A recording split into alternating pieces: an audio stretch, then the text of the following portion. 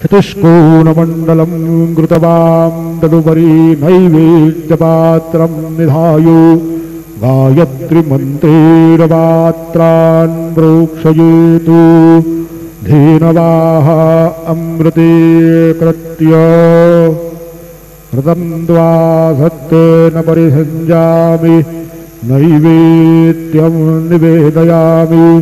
ॐ प्राणाय स्वाहा ॐ अपानाय स्वाहा ॐ व्यानाय स्वाहा ॐ उदानाय स्वाहा ॐ समानाय स्वाहा ॐ ब्रह्मणे नमः। नैवेद्यमध्ये पानीयं समर्पयामि पुनर्नैवेद्यं निवेदयामि।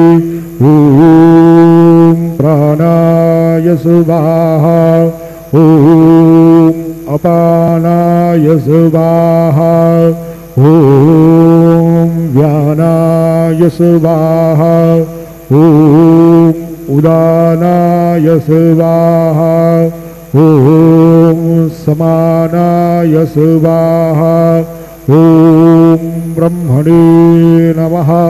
नैवेद्यं समर्पयामि हस्तप्रक्षालनं समर्पयामि मुखप्रक्षालनं समर्पयामि।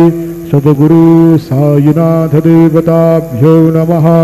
चरणकमले प्रार्थनापूर्वक नमस्कारं करोमि। श्री सच्चिदानंद सद्गुरु साईनाथ महाराज की जय।